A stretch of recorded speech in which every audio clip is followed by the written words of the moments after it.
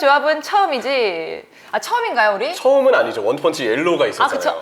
옐로우가 있었다. 그 옛날 시절. 승부 예측했을 때. 그러네. 막 승부 예측. 그 뭐 게임도 하고 가위바위보도 하고 막. 엄청 여러 가지가 있었죠. 네. 제가 게임 승률은 높았던 걸로 기억합니다. 게임 승리 높았지만 승부 예측 승률은 제가 높았다는 거를 네. 알려드리면서 저희가 또 새롭게 또 만났습니다. 임정 남매가 또 이렇게 만났는데 이게 뭐냐면 여러분들 저희의 이 포맷은 새롭지만 사실 새로운 포맷은 아니에요. TMF에 제가 한의원님 대신에 또 네. 새롭게 MC를 맡아서 진행을 하기로 했습니다. 한의원님은 이제 좀 멤버십 하는 거에 저희가 또 이제 굉장히 좀 원투펀치가 어렵다 보니까 네. 멤버십 후원을 조금 잘해주시고자 저희 원투 분들을 이렇게 멤버십 쪽으로 좀 많이 밀었고 저희 이제 쪼무레기들이 이렇게 하게 됐어요. 보급형이라고 그렇죠. 봐야 될까요? 보급형. 네. 보급형들이 하게 돼가지고 또 이렇게 임정 남매가 다시 만나게 됐는데 어떠세요? 한의원님하고 하는 거랑 저랑 하는 거랑 좀 느낌이 많이 다르잖아요. 글쎄요, 사실 한의원님도 손주 아나운서님도 워낙 원펀치에 정말 터줏대감 같은 분들이셔서 저한테는 누구와 함께하든 정말 좀 근본과 함께하는 느낌이 들어가지고 굉장히 좀 기분 좋지 않나라는 생각이 좀 하고 정말 이명철답다 대답이. 머릿속으로 이 질문이 나올 것 같아서 엄청 생각하고 있었어요. 그래요? 어떻게 얘기해야지 이게 두 분한테 다 아주 괜찮은 그치. 답이 될까 말 잘해야 된다. 고민했는데 보급형이지만 사실 이제 아무래도 프리미엄인 한의원님도 네. 모든 이슈를 다 다루실 수는 없잖아요. 그렇죠. TMF는 TMF만의 보급형이긴 하지만 분명히 또 여기서 이 멤버십과 다르게 다룰 만한 주제들이 또 있을 것이고 네. 다루게 되는 주제들이 있을 거기 때문에 저희가 또 좋은 정보와 또 다양한 어떤 의견들을 통해서 좀 재밌는 이야기들 영상을 통해서 또 많은 정보들을 드릴 수 있도록 많이 노력하도록 하겠습니다. 그렇습니다. 굉장히 EBS처럼 이렇게 장황하게 설명을 드렸지만 저희 재밌게 이제 진행을 네. 한번 해보겠습니다. 오늘 주제는 맨유에 대한 이야기 그리고 바이에른 뮌헨에 대한 얘기를 해볼 텐데 먼저 맨유부터 들어가 볼게요. 근데 이 주제를 선택한 거는 이명철 의원님이거든요. 제 생각에는 노스웨스트 더비를 보고 아 해야겠다. 기분이 좋으니까 해야겠다. 뭐 이런 마음을 좀 갖고 있었던 것 같아요. 사실 제 입장에서 만족이긴 했죠. 네, 슬롯 감독이 이제 3경기 만에 어떻게 보면 3번째 시즌을 치르고 있는 터나 감독의 맨유를 격파했기 때문에 팬으로서 봤을 때는 아주 굉장히 또 만족감 있는 경기이긴 했으나 그러니까. 그냥 단순한 이 정말 팬이 아닌 오로지 그냥 축구 해설위원으로서의 또 원펀치 패널로서의 어떤 관점으로 보면 아 이거는 좀 아니다라는 느낌이 우리가 맨체스터 유나이티드 경기를 보면서 많이 들었던 것 같아요. 아니다까지. 네. 뭐 슬롯 감독이 3개월밖에 안 된 슬롯 감독이 3년 된 테나 감독을 좀 깨트렸기 때문에 그런 부분에서는 리버풀 팬들에게는 굉장히 즐거운 이슈였겠지만 맨유 팬분들에게는 굉장히 힘든 마음을 받아들이기 힘든 그런 주제였을 거란 말이에요. 그래서 오늘 맨유에 대해서 좀 문제점과 여러 가지 어떻게 나아갈지에 대해서 얘기를 해볼 텐데 현재 리그 1승 2패고요. 풀람전은 뭐 지르크제 결승골로 겨우 승리를 한 반면에 브라이튼전, 리버풀전 말씀드린 것처럼 패배를 했습니다. 이런 거에 대해서 좀 어떻게 생각을 하시나요? 많이 좀 팬들이 질타를 하는 와중이에요. 초반부터 이 일정을 좀 치고 올라가야지 앞으로 이제 유로파리그라든지 다양한 대회들을 병행하면서 발생한 피로도를 대비해서 초반에 승점을 많이 쌓아두는 것이 리그 승점을 관리하는 데는 분명 필요하거든요. 네. 그리고 역시 지난 시즌 리그 순위가 8위에 그쳤습니다. 아무리 부상자가 많았다고 한들 그래도 리그 순위가 특히 맨체스터 유나이티드가 순위가 8위에 그쳤다고 하는 사실은 FA컵 우승과 별개로 분명 리그 성적과 운영이 터나 감독이 지난 시즌 좋지 않았다는 것을 뜻하고요. 그렇기 때문에 팬분들은 어렵게 구단이 연임을 결정한 이상 터나 감독이 리그에서는 분명 달라진 모습을 초반부터 보여주기를 절실히 바랬을 거예요. 근데 내용적으로나 결과적으로나 현재 초반에는 크게 기세를 타고 있는 모습을 보여주지 못하고 있어서 특히 1승을 거둔 풀럼전도 경기 막판에 지르크제 골이 들어가긴 했지만 그렇죠. 90분 내내 좋은 경기력이 나왔다고 보기는 좀 어려운 경기였거든요. 그런 점에서 팬분들의 불만은 아마 더 크지 않을까라는 생각을 좀 하게 되죠. 사실 풀람전 딱 이겼을 때 그런 반응이었어요. 맨유 팬들이 저희 남편을 비롯해서 네. 이겼어! 그래도 이겼어! 막 이러던 거예요. 근데 제가 풀럼이잖아 이런 말을 했었거든요. 그리고 이 이후를 봐야 돼 라고 했는데 그 다음에 이제 말이 없고 거의 경기를 안 보려고 또 하더라고요. 지난 시즌에 이어서. 이게 사실 말씀드린 것처럼 테나 감독의 FA컵 우승을 했기 때문에 이제 뭐 면죄부라고 해야 될까 다시 연임을 할 수 있는 기회를 얻었다고 생각을 하거든요. 네. 시즌 초반에 벌써 조금 안 좋은 기운들이 보이다 보니까 팬들도 우려의 생각이 너무 큰데 그럼 지난 시즌하고 비교해서 문제점이 계속 좀 어느 정도로 이어지고 있는지 궁금한데요. 남편분께서도 아마 같은 답답함을 좀 호소하실 것 같은데 맨체스터 유나이티드의 사실 제가 생각하는 가장 큰 문제점은 지난 시즌을 기준으로 했을 때는 선수들의 잦은 부상이 역시 가장 큰 원인이겠지만 뭐 그거는 어느 정도 운이 따르지 않은 부분도 있기 때문에 부상에 대한 문제를 좀 차치하고서 다른 문제를 좀 본다면 제가 볼 때는 수비가 가장 문제였어요. 수비라고 하는 점은 단순히 수비진이 가지고 있는 수비력도 물론이겠지만 기본적인 팀이 수비 상황에서 보여주는 밸런스가 좀 붕괴가 됐다라고 저는 좀 설명을 하고 싶거든요. 프리미어리그 출범 이후에 그러니까 1992년에 잉글랜드 1부 리그가 프리미어리그라는 이름으로 이제 재출범을 했고 그 기준으로 봤을 때 92년도부터 맨체스터 유나이티드는 알렉스 퍼거슨 감독의 정말 황금기와 같은 역사들이 정말 잉글랜드 축구를 빛내면서 자연스럽게 맨체스터 유나이티드도 잉글랜드 최고의 팀으로 떠올랐었습니다. 근데 그 찬란한 시간을 뒤로하고 퍼거슨 감독이 떠난 뒤부터는 계속해서 어려움을 겪고 있는 맨유인데 근데 그 중에서도 92년 출범 이후에 맨유가 골득실이 마이너스로 마감된 시즌은 지난 시즌이 처음이었대요. 그쵸. 골득실이 마이너스라는 것은 역시 득점보다 실점이 많았다는 것을 뜻하는데 57득점 58실점이거든요. 그만큼 맨체스터 유나이티드가 38경기 기준 맨유 정도 되는 팀이 58실점이다.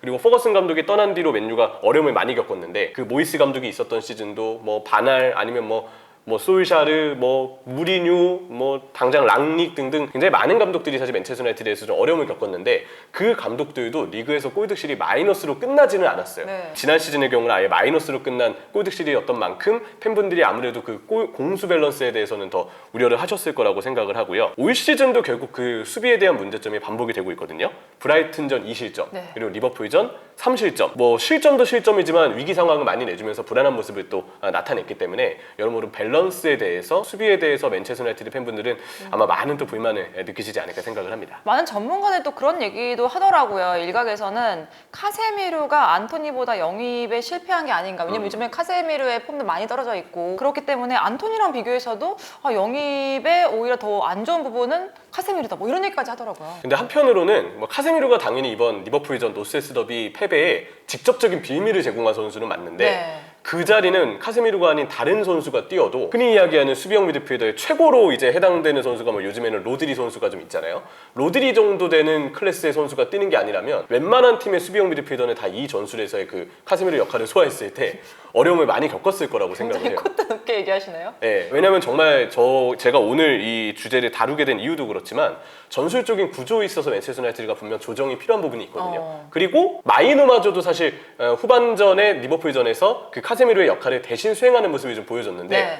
그 마이누마저도 기술 좋고 볼 잘 다루고 나이가 어리지만 저는 이미 마이누는 완성형 미드필더에 가깝다고 생각을 하는데 그 마이누마저도 볼을 뺏겨서 결국 실점 빌미가 또 되고 말았어요. 이거는 선수 개인의 문제도 물론이지만 결국 근본적으로 그런 문제점들을 뭔가 지우기 위해서는 선수의 발전보다도 먼저 우선돼야 되는 것이 선수를 보호하고 단점을 가려주기 위한 전술적인 조정이다. 그런 이야기를 오늘 좀 하고 싶더라고요. 여기서 이런 질문을 좀 하고 싶은 게 리버풀 같은 경우에는 거의 영입이 없었잖아요. 네. 그럼에도 불구하고 전술적으로 잘 짜여있는 느낌이라면 반대로 맨유 같은 느낌은 요로나 데리트나 우가르테나 여러 가지 영입 자원들이 많았음에도 불구하고 이런 문제점을 계속해서 가져간다는 것은 이 자원을 가지고 왔으면 다른 전략을 짜서 조금 더 보완을 시켜야 되는 부분이 있는데 그렇지 못하고 있다는 게 굉장히 지금 문제점으로 보인다고 볼 수 있겠네요. 지금 질문해주신 내용이 어떻게 보면 오늘 이 영상에 있어서 핵심이 될 수 있는데 네. 노스웨스트 더비 때 리버풀의 빌드업 전형과 맨유의 빌드업 전형은 달랐거든요. 그래서 그 전형을 제가 이제 작전판을 통해서 조금 설명을 드리면 더 좋을 것 같습니다. 네네.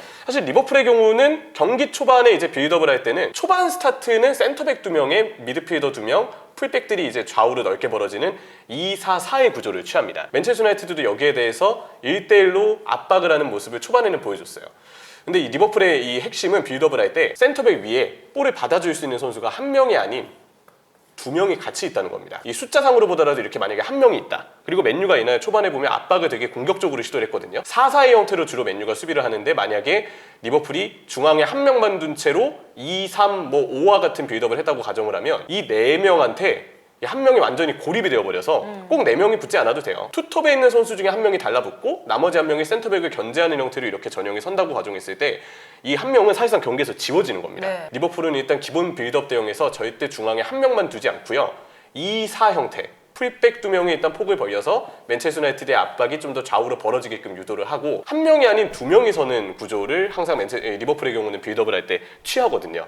근데 이 2명을 세우는 것이 한 명이 서는 것보다 중요한 이유는 앞서 말씀드린 대로 이렇게 2명이 압박을 한다 해도 기본적으로는 한 명이 설 때보다는 수적으로 밀릴 상황이 조성되지 않기 때문에 아니면 루이스 디아스와 같은 선수 아니면 소보슬라이 같은 선수가 중앙에서 볼을 받아준다고 하면 조금 더 수적 우위를 중앙에서 가져가기가 용이해지죠. 네. 만약에 이렇게 원볼란치 형태에서 상대에게 지워진 상황에서 빌드업을 전개한다고 가정을 해봤을 때 그러면 이 선수는 없는 선수가 돼버리기 때문에 볼 자체가 그냥 이쪽으로 좌우 측면으로 나갈 수밖에 없고, 아니면 루이스 디아스랑 소보슬라이 쪽으로 바로 공을 붙여줘야 되는데 거리가 멀다 보니까 롱패스가 결국은 강제될 수밖에 없어요. 두 명의 미드필더가 같이 서면서 상대 압박을 분산시키고 그에 따라서 중앙으로 볼을 줄 수 있는 길을 조금 더 많이 늘려주니까 자연스럽게 리버풀이 굳이 롱패스가 아니더라도, 꼭 측면이 아니더라도 중앙을 통해서도 빌드업을 할 수 있는 길이 어느 정도 조성이 된다는 것을 이제 알 수가 있죠. 사실 근데 이날 경기 초반에 맨유의 압박이 리버풀의 2-4 빌드업에 대해서 대응을 되게 잘하고 있었어요. 리버풀이 경기 한 20분 정도를 전후로 해서 빌드업의 대응을 바꾸는데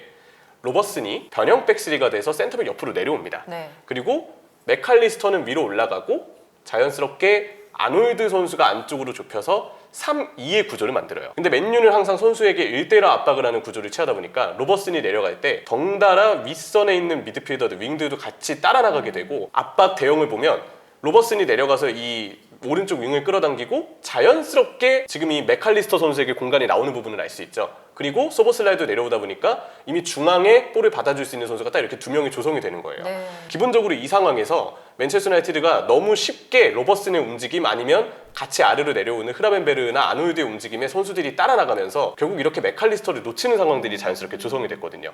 그 이전에 이 상황에서는 그냥 이렇게 1대1로 달라붙으면 되잖아요. 그렇죠. 자연스럽게. 네.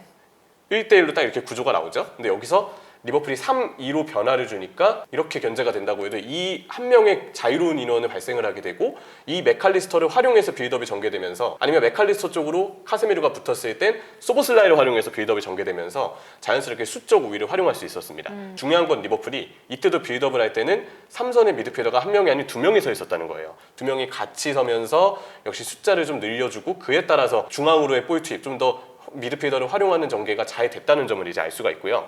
단적으로 이제 맨유를 좀 예시로 들었을 때 맨체스터 유나이티드가 빌드업을 전개할 때 방식이 주로 3-1 형태일 때가 많습니다. 물론 뭐 달로 선수가 아닌 마즈라위 선수가 갑작스럽게 미드필더로 좁혀지고, 그에 따라서 뭐 달로가 변형 백스리를 만드는데 여기서 마즈라위 선수가 전진해 있지 않고 안쪽으로 들어와서 부분적으로는 3-2와 같은 빌드업이 될 때도 있고, 아니면 뭐 마즈라이 선수가 올라가 있는 상황에서 자연스럽게 센터백 2명에 미드필더 2명, 순간적으로는 2-2 형태처럼 보이는 빌드업도 있지만, 근데 이렇게 숫자상으로는 2-2 형태처럼 보이더라도 이 미드필더들 간의 간격이 좁지 않고 좀 벌어져 있는 편이 맨유거든요. 그러다 보니까 자연스럽게 중앙에 서는 선수는 거의 한 명과 같은 느낌을 주게 되는데, 주로 맨유가 이번 올 시즌 3번의 경기에서 다 보여준 빌드업 전형은 3-1 형태일 때가 많았어요. 여기서 이제 리산드로 마르티네스의 전진, 뭐 아니면 마즈라야 같은 선수들이 중앙으로 들어와서 이제 볼을 좀 받아주는 그런 부분적인 움직임들이 좀 많이 스윙이 됐는데, 아까 리버풀은 계속 이곳에 두 명을 두면서 흐라벤베르와 맥칼리스터가 아예 압박의 표적이 되지 않게끔, 상대에게 견제 대상이 되지 않게끔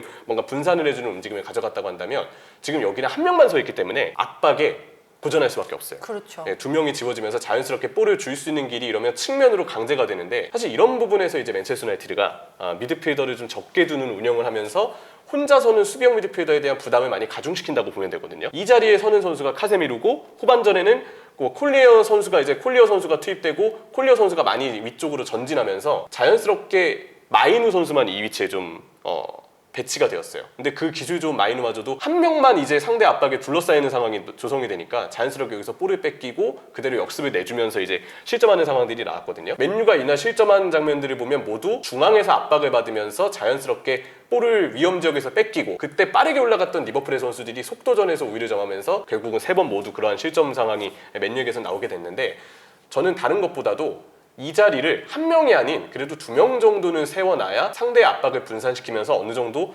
전방으로 볼을 보낼 수 있는 패스기를 만들 수 있지 않을까. 근데 너무 이 3-1 그리고 전방에는 폭을 벌리는 윙들 사이로 오히려 브루노나 아니면 마이너 같은 선수들이 좀 전진해 있는 구조를 취하다 보니까 기본적으로 이 위치에 있는 선수가 고립되고, 또 전진하는 선수들과 이 아래에 있는 선수의 간격이 벌어지면서 자연스럽게 미드필더들끼리 볼이 순환되는 상황이 맨유가 쉽게 조성되지 않는 경우가 많습니다. 리버풀의 차이, 맨유의 차이는 역시 미드필더를 배치하는 데 있어서의 차이가 좀 있다고 생각을 하고, 그러다 보니까 이 자리에 서는 맨유의 선수는 카세미르가 폼이 떨어진 건 맞지만 로드리 정도의 선수가 아닌 다른 선수가 뛴다고 해도 아마 이 전술 내에서 이 자리는 좀 많은 실수를 범할 수밖에 없지 않을까. 네. 그 정도로 좀 문제가 많이 느껴졌던 지난 리버풀전이었다고 볼 수 있겠죠. 근데 사실 테나 감독이 이 부분에 있어서 계속해서 좀 문제를 노출했었고, 그렇다면은 좀 수정을 해볼 만도 한데 여러 가지 자원을 바쳤음에도 불구하고 왜 계속 이런 거를 고수를 하는 걸까요? 아무래도 아약스 시절부터 제가 봤던 터나 감독 전술의 이 특징은 일단 전방 쪽의 숫자를 역시 많이 전진시키는 거라고 생각을 하고요. 전방 쪽의 선수들이 전진을 하는 것은 그만큼 박스 안의 숫자를 늘리기 위함인데, 박스 안의 숫자를 늘리려면 박스로 들어갈 수 있는 공간을 만들어주는 게 중요하잖아요. 그래서 좌우윙들, 뭐 레시포드와 같은 좌우윙들이 주로 폭을 벌리면서 상대 수비가 벌어지게끔 유도를 하고, 이곳을 브루노나 뭐 지르크지와 같은 선수 이외에도 미드필더들이 뛰어들어가서 같이 골문을 타격하는 것을 기본적으로 터나 감독이 중시하는 감독이라고 생각을 해요. 그리고 그렇게 위쪽으로 많이 올라가야 터나 감독이 지향하는 높은 위치에서의 압박과 볼을 끊어내면서 자연스럽게 위에서부터 간결하게 빠르게 역습에 들어가는 그런 상황들을 그리는 게 가능해지거든요. 이런 철학 때문에 기본적으로 터나 감독은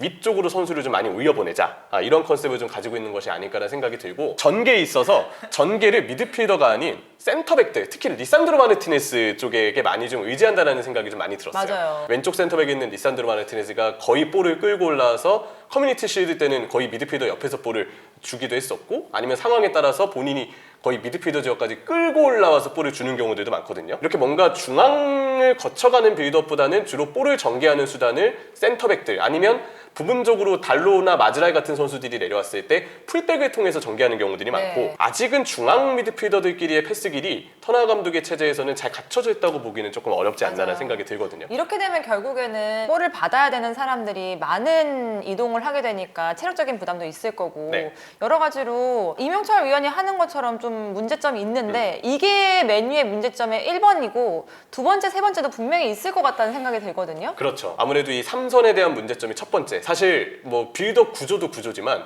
가장 1순위로 꼽아야 될 거는 결국 그래도 선수진이 지금 채 완성이 되지 않았다. 결국 그 미드필더에 대한 문제를 좀 최소화하기 위해서 그래도 어느 정도는 구조를 바꿔줘야 되지 않나 생각을 하거든요. 물론 그럼에도 불구하고 선수 한 명이 잘못해버리면 뭐 전술적으로 아무리 대비를 해도 그냥 실수를 범하는 거기 때문에 거기서 실점이 나오는 문제를 피하기는 어려울 수 있으나 빈도는 좀 줄일 수 있겠죠. 그러다 보니까 저는 어느 정도는 미드필더를 빌드업 시에 한 명 정도는 늘려주면서 3-1보다는 3-2 아니면 2-3과 같은 형태로의 변화라도 좀 가져가 주는 것이 어떨까라는 생각을 하고, 뭐 2-3이 된다고 해도 풀백들은 어떻게든 안쪽으로 좁혀야 되겠죠. 그렇죠. 중요한 건 이 위치에 서는 선수, 3선의 선수가 한 명만 놓이게 되는 상황을 어떻게든 맨유는 이제 만들지 않아야 된다는 점이에요.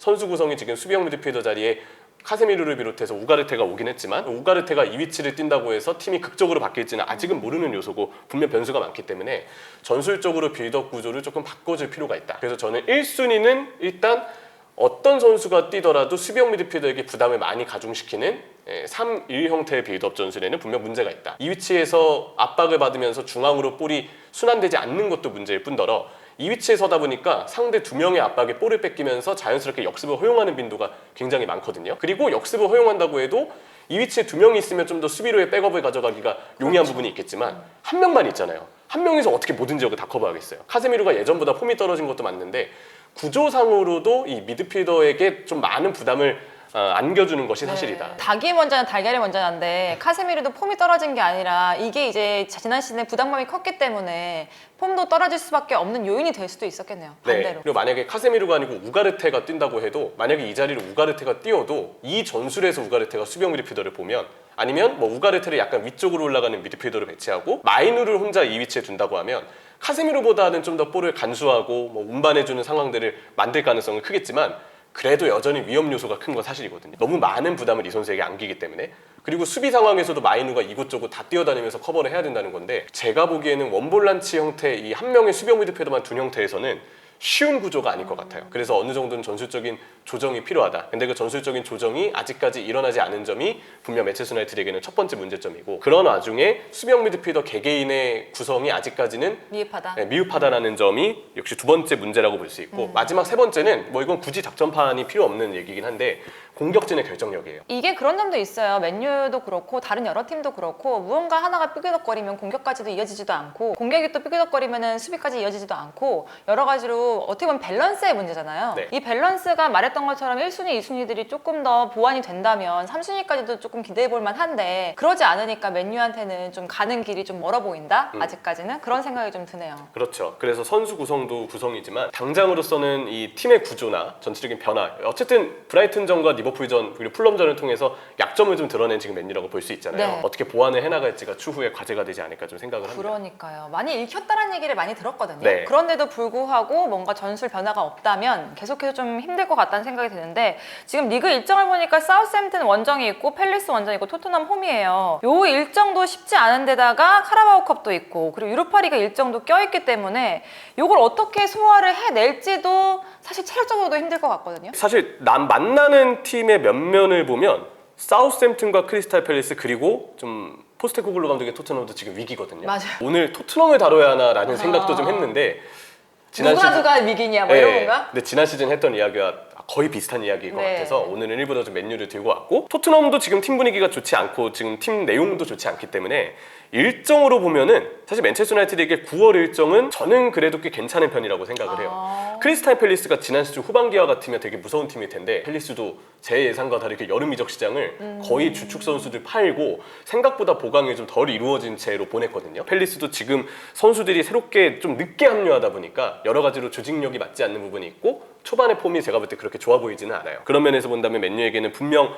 지금의 일정은 좀 유리한 면이 있는데 그리고 또 하나의 맨체스터 유나이티드에게는 기대 요소가 있죠. 이제 여름에 영입한 지르크지와 우가르테가 아마 9월 일정 중에는 8월보다도 더 많이 쓰일 텐데 지르크지는 앞서 말씀드린 이 빌드업의 구조상 중앙으로 볼이 잘 통과되지 않는다고 해도 최전방 자리에서 본인이 내려오면서 이 벌어진 미드필더, 혹 특히 상대 수비 미드필더 사이 공간을 공략하는 게 사실 굉장히 축구에서 중요하거든요. 그런 점에서 본다면 지르크지가 앞으로 좀 많이 쓰이게 되는 점은 분명 맨유에게는 기대할 수 있는 요소고 우가르테 선수는 어떻게 쓸지에 대해서 아마 많은 팬분들이 좀 궁금해하실 텐데 경쟁을 시킨다라는 예상을 좀 하시는 분들이 많아요. 네, 제 생각에 카세미루가 지금 자신감이나 전체적인 신체 능력까지 너무 많이 떨어져 있기 때문에 카세미루를 대신해서 나올 필요가 있고 전술적으로 마이누와 우가르테가 빌드업 시에 같이 서면서 좀 숫자를 늘려주고 서로 장점과 단점을 보완해 나가는 구조가 된다면 너무 좋을 텐데 현실적으로 지금까지 봤을 때 이런 조정을 안 할 것 같거든요. 네. 근데 그렇게 본다면 아마 빌드업 시에 마이누를 뒤쪽으로 내리고 우가르테가 약간은 뭐 마이누보다는 좀 더 전진된 형태에서 압박을 할 때도 공격적으로 참여하고 빌드업을 할 때도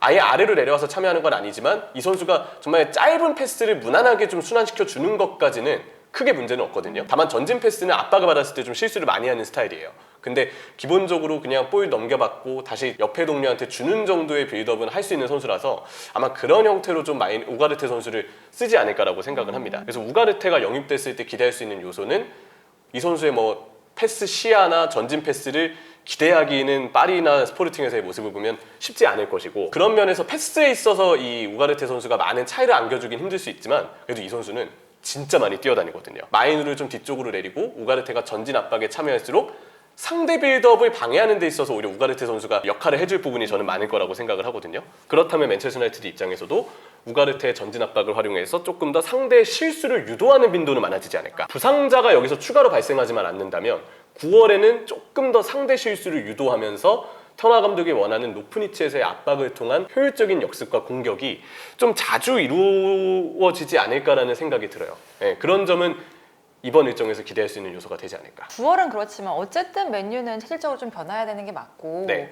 그리고 어쨌든 9월에 영입생들의 좀 활약을 기대를 하면서 발전된 모습을 좀 기대하고 있는 그런 모습이기 때문에 9월은 지켜봐야 될 것 같고 사실 그런데 테너가 계속 갈 수 있을지 올 시즌이 어떻게 될지 사실 그게 문제거든요. 9월이 문제가 아니란 말이에요. 네. 맨유 팬들의 입장에서는 어떻게 보세요? 아무래도 저는 지난 시즌보다는 그래도 이번 시즌이 일단 선수들 부상이 또 지난 시즌만큼 많지만 않다면 근데 사실 지난 시즌이 너무 많아서 맞아요. 올 시즌은 그래도 지난 시즌보다는 좀 선수들에 대한 컨디션 관리가 지난 시즌 너무 안 좋았기 때문에 올 시즌은 그나마 더 낫지 않겠냐는 일단 예상을 좀 해보고요. 그리고 선수 영입이 제가 볼 때 꽤 잘 된 부분이 많아요. 물론 지금 모든 포지션을 다 완벽하게 보강한 건 아니지만 더리우트나 마즈라위 같은 선수들은 더리우트는 그래도 예측해서 전진해내는 수비에 있어서는 분명 좋은 감각을 가지고 있는 그렇죠. 선수고 마즈라위의 경우는 뭐 최근 리그 경기를 뛸 때도 그렇지만 오른쪽 풀백에 있다가도 본인이 안쪽으로 들어와서 팀에서 이 삼성과 이선의 간격이 너무 벌어지면서 발생되는 이 연결고리의 문제점을 마즈라위가 풀백 자리에다가 안으로 들어와서 부분적으로 좀 보조해주는 모습들을 많이 보여주거든요. 그리고 우가르테 선수는 전진 압박 능력이 좋고 활동량이 기본적으로 많은 스타일이고 선수들의 면면이 그 기준으로 본다면 지난 시즌보다 분명 좋아진 부분은 있습니다. 그리고 앞서 말씀드린 대로 높은 위치에서의 압박을 조금 더 도와줄 수 있는 선수들 팀이 아쉬워했던 중앙에서의 패턴을 본인의 능력을 통해서 만들어줄 수 있는 선수들이 보강이 됐기 때문에 이 선수들이 충분히 새로운 팀의 적응만 잘 해낸다면 맨유는 분명 지난 시즌보다도 잡아야 되는 팀을 상대로 상대 실수를 유도하면서 좀 더 효율적으로 한 방을 살려줄 수 있는 여지는 더 생겼다고 생각을 해요. 근데 문제는 리버풀전에 그랬듯 본인들을 상대로 맞춤 대응을 준비해오는 팀을 만났을 때 이 맞춤 대응은 두 가지가 있거든요. 하나는 중앙과 전방에서의 강한 압박. 높은 위치에서 볼을 끊고 그 자리에서 상대가 역습에 나갔을 때 3-1 형태만으로는 이 넓은 지역을 커버하는 게 쉽지가 않거든요. 리버풀이 그걸 압박을 통해서 끊어내면서 재빠르게 역습을 했던 것처럼 이러한 빌드업 구조에 대해서 강한 기동력과 속도를 통해서 압박해오는 팀에게는 분명 어려움을 좀 겪을 수 있다. 그리고 꼭 압박이 아니더라도 빠른 역습에 있어서 맨체스터 유나이티드의 이 지금의 후방 구조라면 내려서 있다가 빠른 역습을 시도하는 팀에게도 일부 공략당할 여지가 좀 있다고 보이거든요. 그렇게 정말 맞춤 대응을 잘 짜오는 팀 아니면 중원이나 전방에서의 어떤 압박에 대한 에너지 레벨이 높은 팀을 만났을 때는 맨유가 좀 어려움을 겪을 가능성이 있지 않을까.